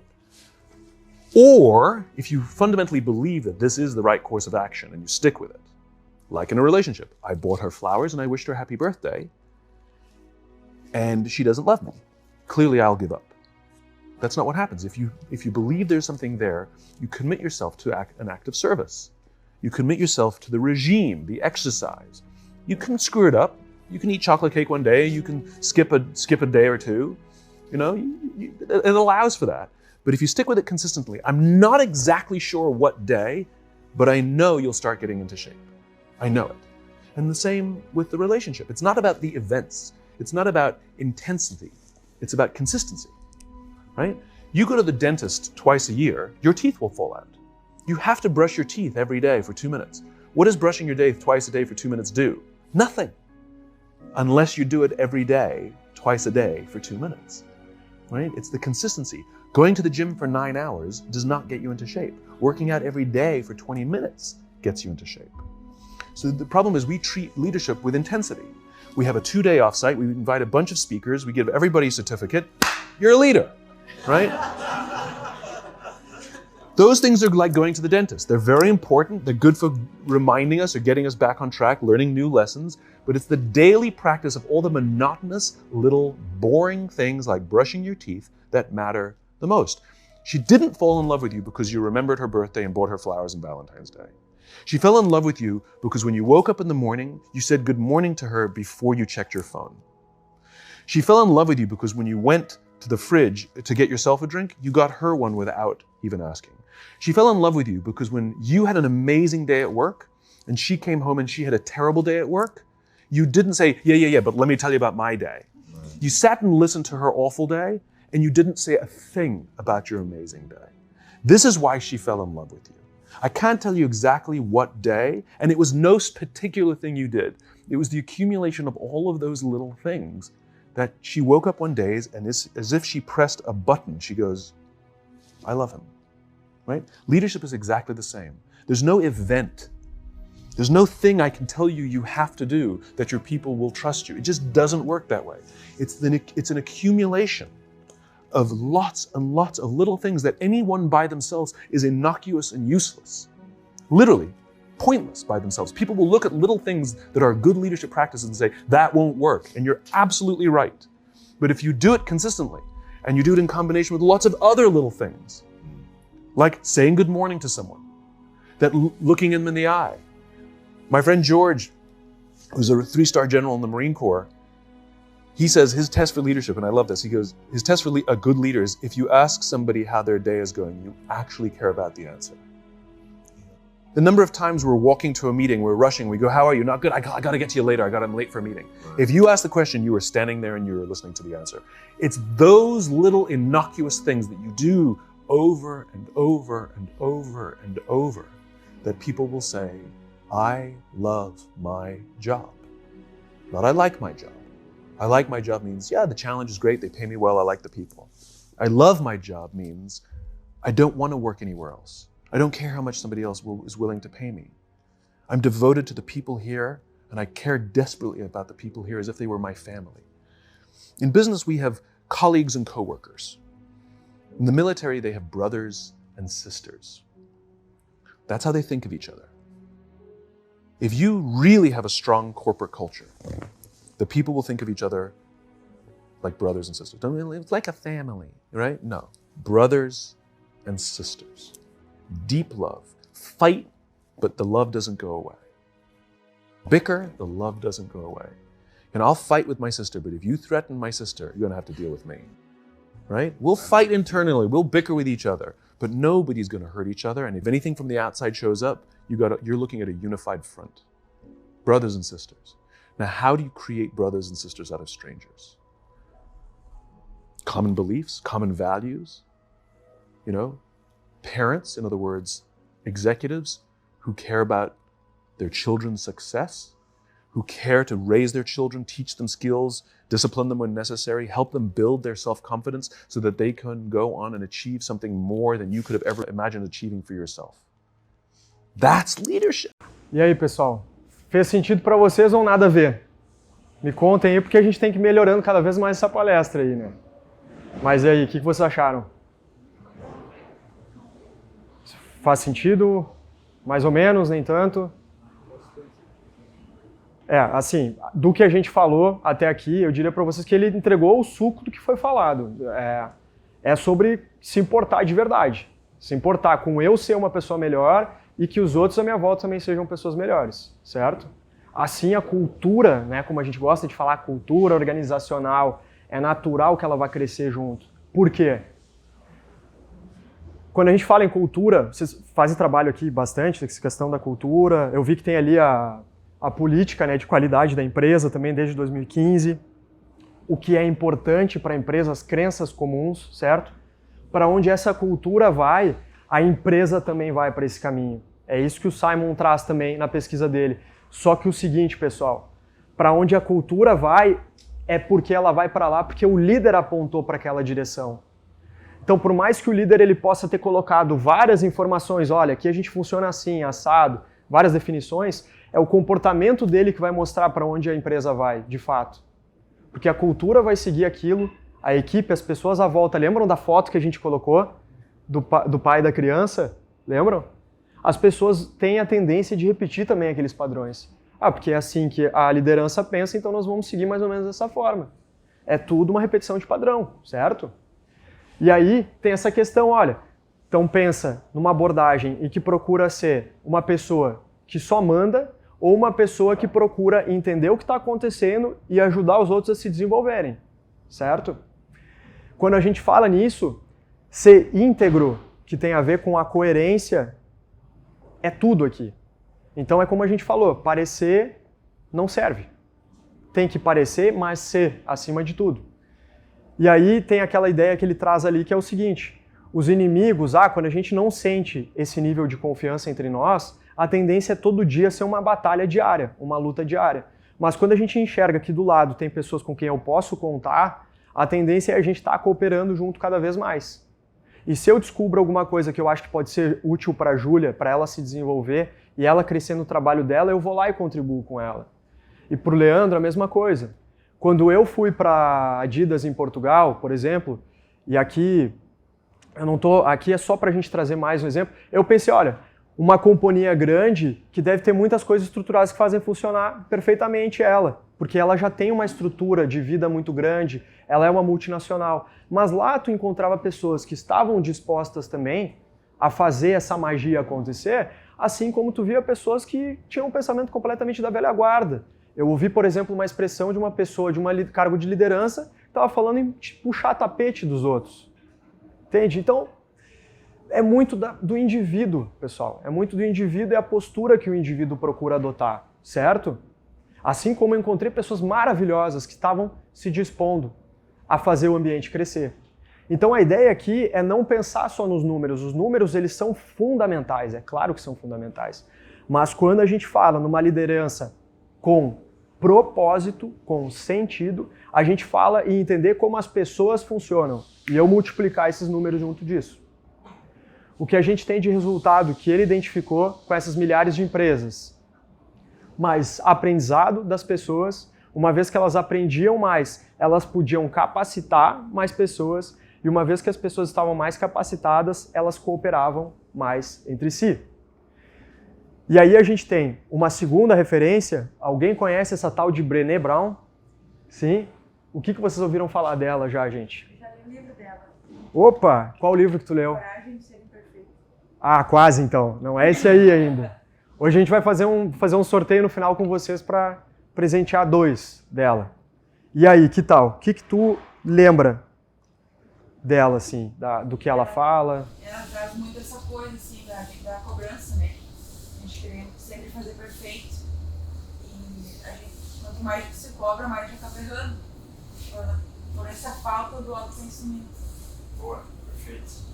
E aí, ser perfeito funciona? Dá certo? Buscar ser perfeito?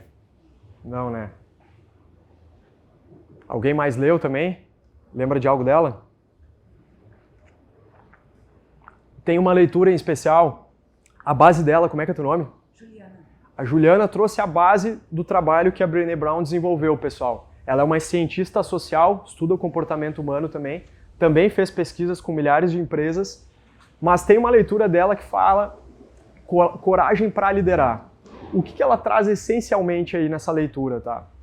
Que na vida dela, chegou um momento, eu acho que ela deve citar também na Coragem de Ser Imperfeito, né? Que tem o TED dela. Ela traz que chegou um momento na vida dela que ela liderava uma equipe e ela tinha a família dela com filhos, né? As crianças. Juliana, até tu me corrige se eu estiver errado, tá? E aí, chegou um momento que ela começou a ter alguns probleminhas, certo? Pode ser? Tanto dentro de casa quanto na empresa. As pessoas não estavam cooperando tanto na empresa, eles estavam tendo uns problemas com resultados, e a família, então, os filhos começaram a se rebelar, certo? Começou a rebeldia. Só que ela era uma mulher forte, né? Uma mulher com uma postura ativa, e ela gostava de chegar para a família e dizer assim, olha, tipo as férias, ela trouxe o exemplo, ó, nessas férias nós vamos para tal lugar, vamos passar tantos dias e é isso. E assim era todo ano. E na empresa, normalmente, vai ser um reflexo também de como ela agia em casa, então era a mesma postura. Só que ela começou a ver que isso passou a dar errado. E ela começou a pensar, tá, mas espera aí, o que eu vou fazer para mudar esse cenário? Então chegou um dia que ela disse assim, tá, eu vou ter que me mostrar um pouquinho mais vulnerável. Ela usa bastante essa palavra da tal da vulnerabilidade. Como é que eu faço para ganhar um pouco mais de respeito das pessoas que estão comigo? E aí dentro da empresa e dentro de casa, ela disse assim, esse ano nós vamos fazer diferente. Por exemplo, em casa nas férias agora. Férias de verão, eu não vou dizer mais para onde a gente vai. Eu quero que vocês me digam o que vocês estão a fim de fazer. A gente vai ter tantos dias aqui, a gente pode trabalhar com um valor tal, o que vocês acham? E aí foi na hora, todo mundo pegou e olhou para ela, mas espera aí, né? Que isso? A mãe pirou, deu a louca na mãe. Não vamos fazer nada, o primeiro momento é isso, né? A rejeição, não vai dar certo isso aí, não é assim. Estava acostumado com ela dizer tudo. Até que um momento começaram a entender que ela estava mudando de verdade. Ela estava querendo fazer algo diferente. E dentro da empresa passou a ser a mesma coisa. Resultado. As pessoas começaram a contribuir mais ativamente. E os problemas que estavam acontecendo, vamos olhar para o ambiente da empresa agora, que ela não estava tendo os resultados, começaram a reaparecer. Porque as pessoas que estavam na ponta lá vendo o problema no dia a dia, começaram a trazer mais para ela as informações. Que antes elas se sentiam sem vontade, sem disposição de trazer. Então, o que ela percebeu foi que, quando ela não mostrava essa perfeição que a Juliana falou, mas ela mostrava, ó, tá, eu preciso ouvir vocês agora, porque senão a gente vai fazer só o que eu penso, e às vezes o que eu penso não é 100% certo. As pessoas começavam a ficar mais afim. E aí ela trouxe essa frase, sem o coração não há coragem. Peraí, vamos falar um pouco melhor sobre isso. Ela coloca o seguinte, pessoal, existe um mito de que a gente sem o coração é mais produtivo. Eu vou chegar hoje, azar o mundo aí, eu vou fazer acontecer e deu. Não importa mais o que eu sinto, como é que os outros estão se saindo aqui. Só que, na verdade, o líder, quando ele tem coragem, ele adquire uma certa plenitude. Parece que aquilo que a gente pensava que era uma fraqueza, ele fica mais forte, assim, porque ele fica mais dono de si. É uma plenitude de quê?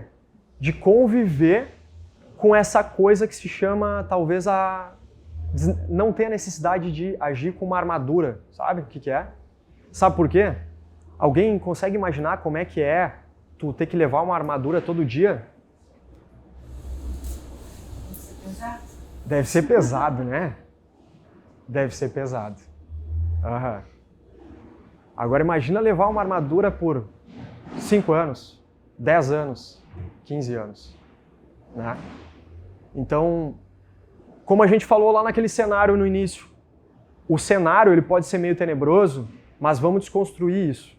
Pode ser uma oportunidade também, para a gente começar a tirar um pouco essa armadura e ver resultados que talvez a gente nunca imaginou que iam acontecer. Perguntinha, para eu fazer isso aqui, eu preciso deixar de ser um guerreiro?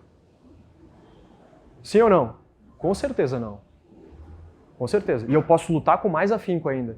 Só que eu vou lutar com mais gente ao meu lado. Certo? Resultado disso é a integração. É isso que ela coloca. As equipes que ela mapeou, ela viu que se integraram muito mais, à medida que o líder ia se expondo um pouquinho mais. Ia mostrando, olha, eu também tenho essas fragilidades.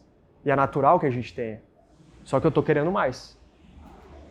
Bom, resumo da ópera aqui que eu queria trazer para vocês. É essa questão que a gente falou do detetive, então. Quando o líder ele assume um papel de coragem, ele começa a agir como um detetive. Por quê? No dia a dia ele está tão afim de ver as coisas melhorarem que ele vai a todo momento ter um papel de observação. Eu estou vendo como é que o pessoal está aqui na fábrica trabalhando, estou observando a atitude deles ali, a dedicação, o interesse. Olha ali, ó, tem um que está bem focado, entregar o melhor dele na máquina, outros dois ali que estão conversando um pouco agora. E assim ele vai indo, vai olhando, mapeando, observando. Olha, hoje a Juliana está meio para baixo, cabisbaixo. O que será que aconteceu com ela? E assim vai, constantemente. Até que chega um dia que ele chega junto com um, talvez precise conversar um pouco mais. Ó, me conta aí o que está acontecendo, tem alguma coisa que não está legal? Teve uma vez que eu estava trabalhando nessa startup, que eu falei para vocês, eu tive a oportunidade de coordenar uma equipe de venda com 20 jovens, assim, muito novos. E tinha um que estava se atrasando. Todos os dias era uma equipe de suporte. Era uma situação bem delicada, porque a gente tinha uma plataforma de milhões de estudantes. E aí, a primeira coisa que me veio à cabeça é o seguinte, demite. Porque ele já está há bastante tempo fazendo isso e a gente precisa ter agilidade na tomada de decisão. E aí um mais sênior chegou para mim e disse assim, ó, calma lá, procura entender o que está acontecendo com esse cara. E aí, naquele momento eu sentei com ele e disse assim, cara, eu já conversei contigo 3, 4 vezes, tu me disse que ia mudar e não mudou. Qual é a real? Tu tem que me abrir a real. E aí ele me contou, olha, minha mãe é mãe solteira, eu não sabia disso ainda. Ali eu tive um aprendizado básico, que a gente entendeu um pouco mais também da realidade de cada um à nossa volta. Ele disse, ó, a minha mãe é mãe solteira, eu preciso ajudar ela todo dia, ela tem uma dificuldade de locomoção e todas as manhãs eu estou fazendo um trabalho com ela para tal. Opa, peraí, segura um pouco então. Agora que eu estou sabendo disso aí, como é que eu vou pegar e vou mandar um cara embora? Eu vou tentar um pouco mais. Resumo da ópera para vocês. Quando eu soube dessa informação e a gente começou a levar mais a sério um pouco essa ideia de manter ele, esse cara foi o nosso melhor vendedor depois. Porque ele pegou um outro nível de disposição, quando ele se sentiu um pouco mais acolhido ali para perto de nós, certo? Então, como a gente falou, o resultado é integração. Eu trouxe 2 exemplos para vocês de pessoas que, como elas são públicas, assim, a gente tem um pouco mais de elementos aí para trazer. Mas a primeira delas é esse cidadão aqui. Alguém já ouviu falar nele? Flávio Augusto? O que tu lembra dele, Júlia?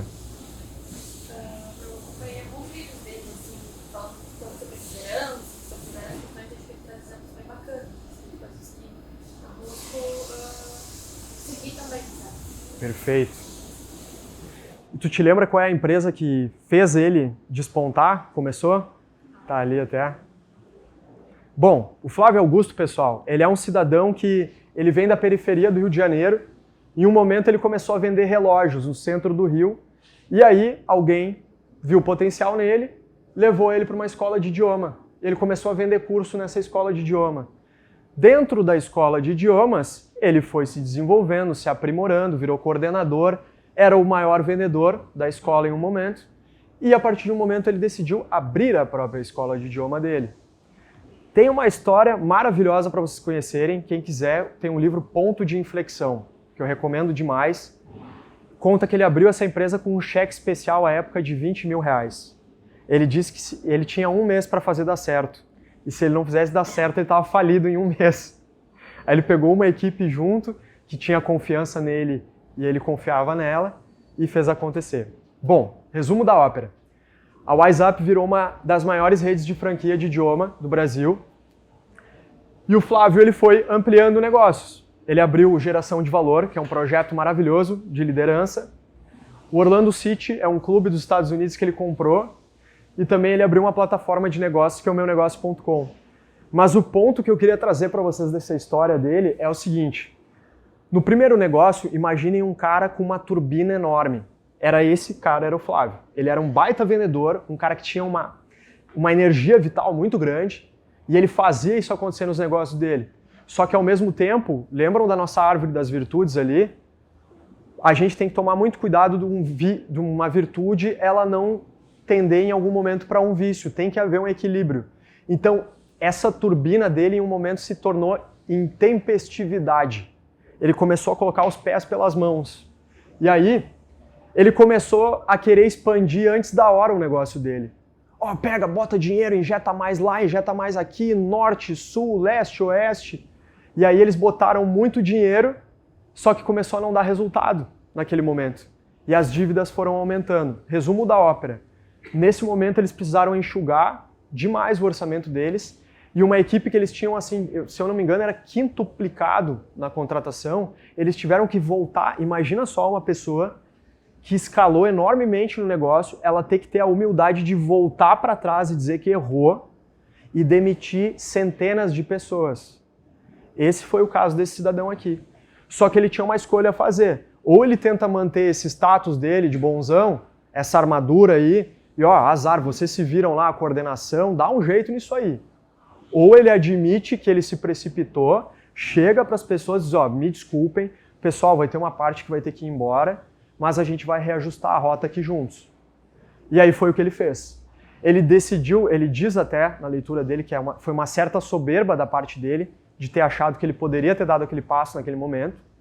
Chegou para as pessoas no cara a cara e disse assim, ó, pessoal, sinto muito, peço desculpas, foi um erro que eu assumo a responsabilidade, mas agora a gente vai recomeçar como a gente começou lá atrás e fazer dar certo.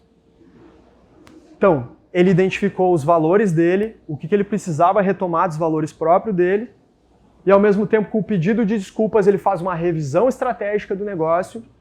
E aí, isso foi antes de ele criar tudo isso que eu falei para vocês, tá? Era na fase da WhatsApp, ainda a WhatsApp começando a escalar mais pelo Brasil. Aí, depois disso, o crescimento do ser que ele se tornou, por ter tomado essas pancadas, mas por ter assumido a responsabilidade, foi o que permitiu que ele desse esse salto em outras perspectivas também. Certo?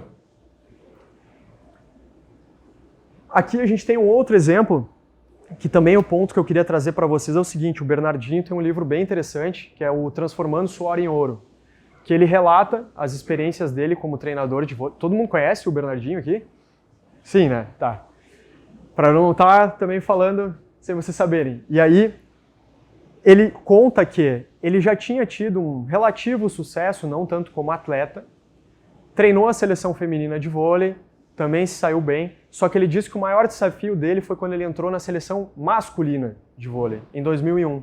Porque ele entra naquela equipe, que é uma equipe que está fragmentada, com uma disputa de egos enorme, o pessoal querendo um aparecer mais que o outro, se mostrar melhor, e aí, no final, o que acontecia com o resultado? Péssimo. Então era uma equipe que não estava performando também. E o Bernardinho, ele percebeu o seguinte, tá, peraí, para eu lidar com isso aqui já é um novo estágio na minha liderança que eu preciso desenvolver algumas outras capacidades. E aí ele diz que ele passou a beber mais na fonte de itens da psicologia, por exemplo, de filosofia, de gestão de equipe, para quê? Para entender mais ainda profundamente do ser humano, do comportamento das pessoas. Por que que aqueles caras, naquele momento, eles estavam agindo daquela forma? E dentro de cada um ele procurar tirar, lembram da árvore mais uma vez? As virtudes que estavam mais presentes em cada um, para formar uma equipe de verdade.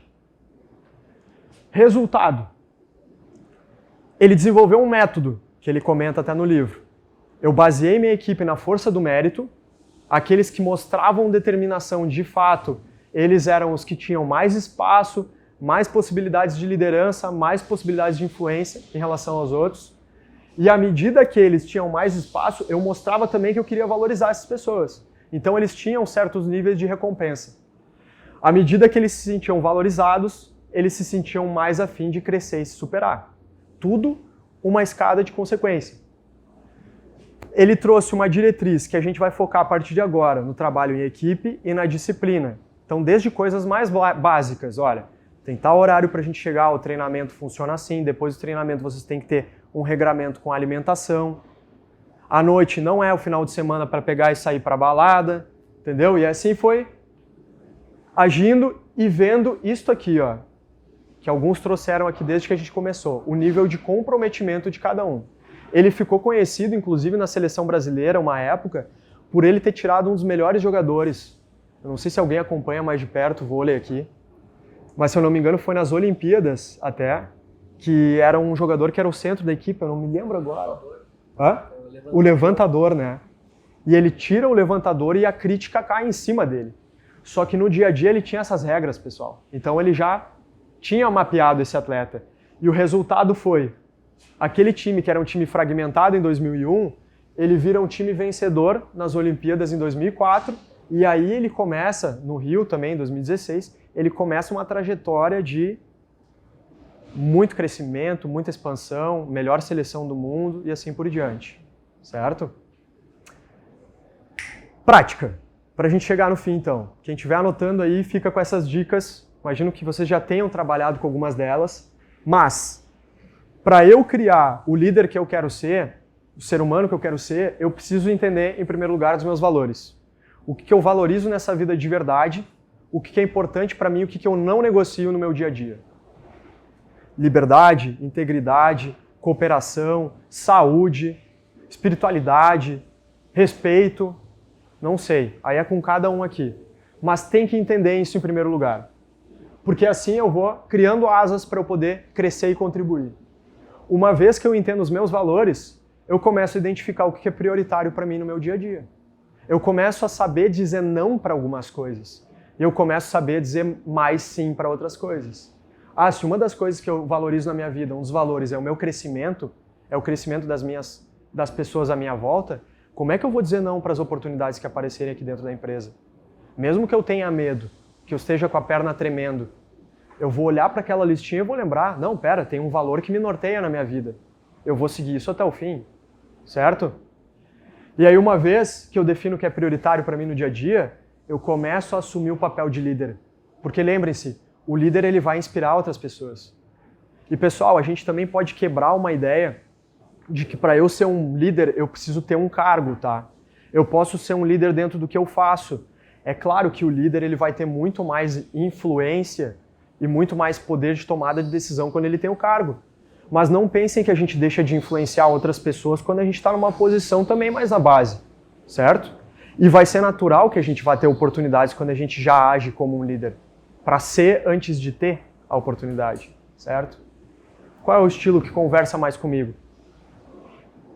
Eu identifiquei meus valores, eu sei o que tem mais a ver comigo. Eu sou uma pessoa que é mais participativa, trago os outros mais para junto. Eu sou uma pessoa mais inspiradora. Eu sou uma pessoa que trabalha mais com a escuta. Eu sou uma pessoa que trabalha mais com o poder de ação. Qual é o meu estilo? E como é que esse estilo, então, se mostra através de exemplos na prática? Alguém tem um exemplo aí de algum líder que enxergue uma clareza nisso aqui? Ou dos que vocês trouxeram também, dessas pessoas?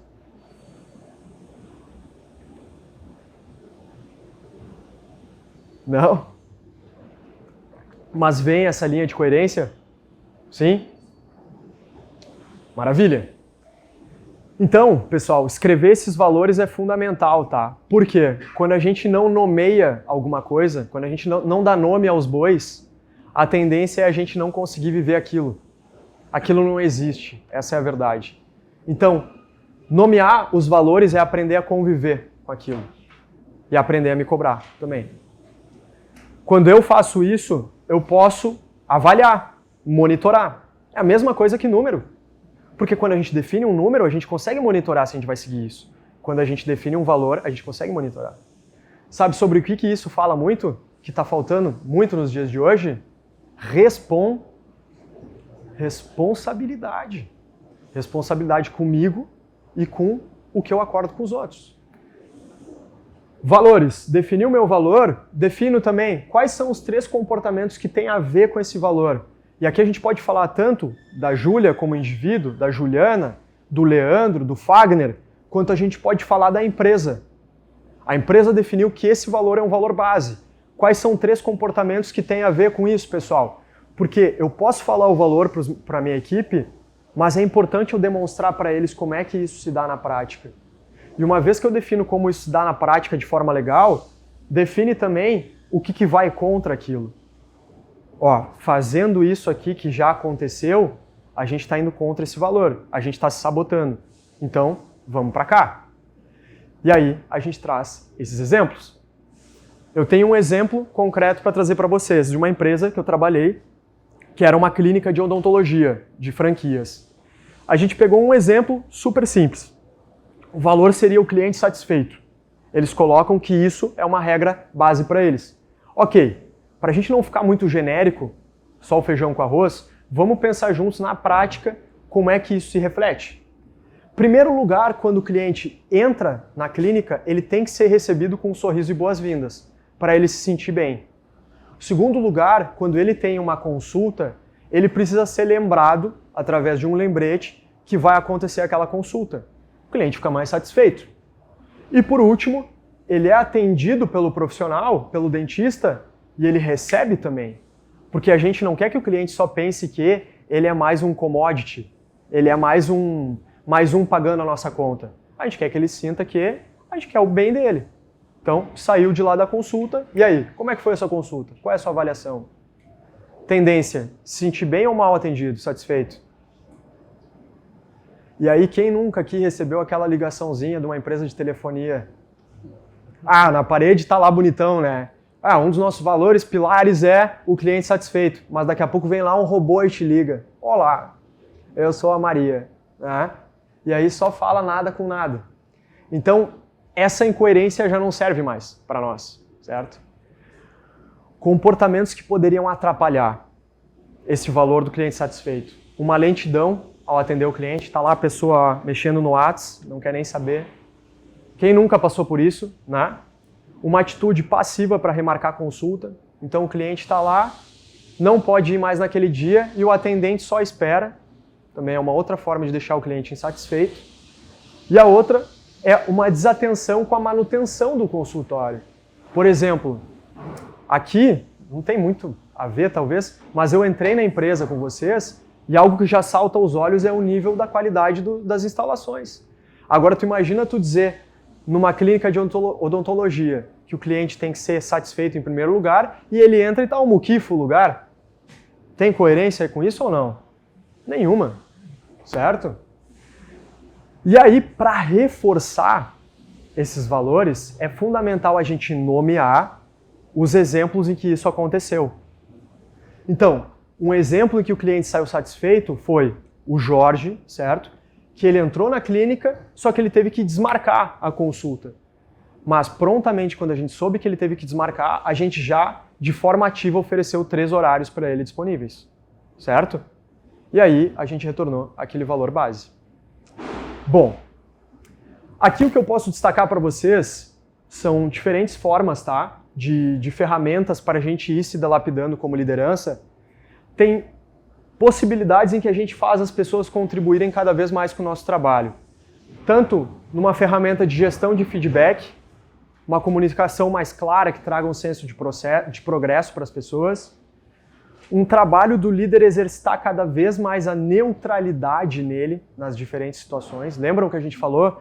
Sem julgamentos, sem preconceitos, entender a questão como ela realmente é.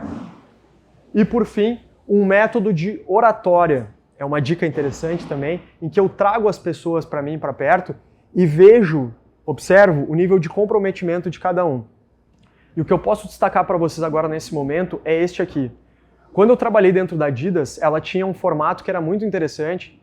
No caso, funcionava ali sendo semanal, em que toda sexta-feira a empresa reunia o grupo inteiro da esfera de Portugal ali, e a cada, se eu não me engano, era 15 ou 20 minutos, uma equipe tinha o espaço para abordar os projetos que estavam sendo desenvolvidos. O que acabava acontecendo ali?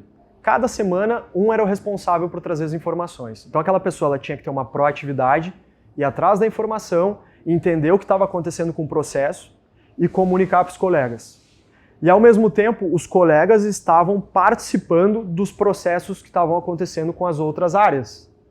Ou seja, isso gerava um senso de cooperação, de acolhimento. Inclusive, a Júlia, que era do setor de e-commerce, ela falava com a Juliana, que estava no setor de venda lá no varejo, direto, na loja. Ela ouvia o projeto que eles estavam desenvolvendo e sabia de uma informação que ela poderia trazer e agregar. Então essa era uma forma de ir desenvolvendo o grupo como um todo, certo? Eles chamavam de huddle, os alinhamentos semanais. Bom, aqui a gente pode pensar então no que foi falado até aqui para levantar pelo menos algumas ferramentas, pessoal. Eu espero que de alguma forma tenha alguma inspiração, alguma dica, uma sugestão, algo que a gente trouxe, ou algum colega aqui dentro, que vocês possam ter tirado como um desafio para cada um, para colocar em prática. Como o Simon disse no vídeo ali, no início, né, e como eu trouxe para vocês naquelas duras verdades, falar aqui é muito mais fácil do que fazer. E o que vai fazer a mudança de verdade é a gente implementar isso na prática, certo? Eu gostaria de deixar para vocês algumas sugestões para inspirar, então, né? Porque algo da linearidade, a gente tem de monte já tem muita cartilha que eu poderia passar para vocês. Isso a gente poderia fazer num treinamento, inclusive. Mas aqui eu procuro abordar mais essa dinâmica de inspiração para vocês se estimularem. Esse filme é muito interessante, Sociedade dos Poetas Mortos. Esse cara, ele procura trazer uma abordagem diferente para a escola onde ele entra. Tem uma frase dele que diz o seguinte: vá fundo quando você decide fazer algo diferente. Se atreva de fato a seguir uma nova trilha. E uma vez que você vai seguir essa nova trilha, atreva-se a se destacar e encontrar um novo solo para levantar cada vez mais virtudes. Tem uma série muito interessante da Netflix também, uma história real de uma empreendedora americana que ela desenvolve uma linha para cabelo. Alguém já viu essa série? E é bacana que a história é real. Resumo da ópera. O que ela fala é o seguinte: quando eu aprendi a contar a minha história, eu fiz o trabalho ativo de olhar para mim, de procurar me delapidar, melhorar e levar isso para os outros, eu não posso mais me calar. Eu vou procurar cada vez mais levantar e criar oportunidades para mim e para os outros. E por fim, tira esse textão aqui, tá? Que eu quero deixar para vocês essas duas partes. Às vezes a gente acha que é o medo de... Talvez vai ser o medo que vai nos tirar muitas vezes de muitas oportunidades, tá? Mas o que a gente tem que identificar, na verdade, que nem esse cidadão fala nesse filme aí do Coach Carter, é que é o medo da gente crescer, expandir e brilhar cada vez mais que nos impede, às vezes, de crescer. Então, como ele diz assim, ó, eu acho que ele fala melhor do que eu até, o nosso maior medo não é de ser inadequado dentro de um ambiente de trabalho, familiar. É ser poderoso além da conta. E aí, em cima disso, é a nossa luz que mais nos apavora, e não a nossa escuridão, a nossa obscuridade. Só que o seguinte, não tem nada de errado em buscar crescer cada vez mais e ser luz. Infelizmente, a gente ainda tem um paradigma no Brasil que coloca que quanto mais a gente é pequeno e fica numa esfera mais baixa, melhor, mas não é. A gente tem que crescer para ajudar outros a crescerem, semear cada vez mais para os outros à nossa volta. Esse é o princípio da liderança. 3 livros, quem gosta de ler, que eu deixo de recomendação para vocês. A gente usou hoje essas 2 referências, Líderes se servem por último e A Coragem para Liderar. E por fim tem um livro que é um clássico também, que é uma fácil leitura para o início, que é O Monge Executivo, e é uma reflexão muito interessante também. Certo? E para fechar, eu gostaria de propor... O último é O Monge Executivo. Para fechar, eu gostaria de propor um desafio para vocês, tá? Faz quem quer, certo? Mas é o desafio da confiança. A ideia é anotar o nome de pessoas em que vocês confiam e pessoas cuja opinião é importante para vocês de verdade, pessoas que fazem a diferença na vida de vocês. Empresa, em casa, comunidade, enfim. Levem com vocês por um dia o nome dessas pessoas no bolso. Pensa sobre o assunto, no porquê também, lembra de momentos bacanas com essa pessoa. E aí, a dica é, em um dia, enviar uma mensagem para essa pessoa. Convenhamos que é uma coisa fácil, certo? Pode pegar e mandar um WhatsApp para ela. E aqui tem uma sugestão de frase para mandar para ela. Estou decidindo, ou relembrando, em quem eu mais confio e cujas opiniões importam para mim. Você é uma delas. Muito obrigado por tudo, por se importar, por ser sincero e verdadeiro comigo. Isso aqui é um desafio que está proposto nessa ótica que a gente falou da vulnerabilidade. De eu pegar, assim, tirar um pouco essa armadura de cima de mim e falar para as pessoas que são importantes de verdade que elas importam para mim. E aí o que é interessante dessa brincadeira aí é não aprofundar muito. Fala só isso. E aí vê o que vai vir depois dessa outra pessoa. Isso é o mais bacana de tudo. O que se vê é que é extremamente recíproco. Pá, o Eduardo é um cara que eu admiro. Eu vejo ali a dedicação dele no dia a dia. Vou chegar e vou falar isso para ele despretensiosamente. Eu não quero nada em troca.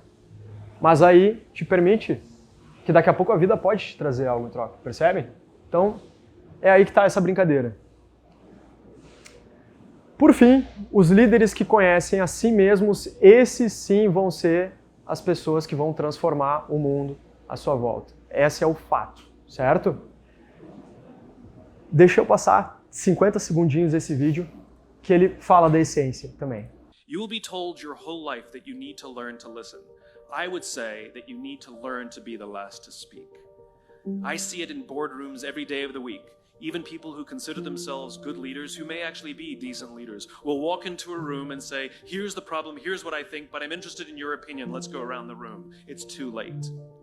The skill to hold your opinions to yourself until everyone has spoken does two things. One, it gives everybody else the feeling that they have been heard. It gives everyone else the ability to feel that they have contributed. And two, you get the benefit of hearing what everybody else has to think before you render your opinion. If you agree with somebody, don't nod yes. If you disagree with somebody, don't nod no. Simply sit there, take it all in, and the only thing you're allowed to do is ask questions so that you can understand what they mean and why they have the opinion that they have. You must understand from where they are speaking, why they have the opinion they have, not just what they are saying. Pessoal, esses são os meus contatos, tá? Eu espero que de alguma maneira tenha tido alguma coisa útil para vocês aqui. É esse o meu desafio, qualquer coisa que seja, mas que possa mexer um pouco com a vida de cada um, com o trabalho de cada um também, certo? E me coloco à disposição.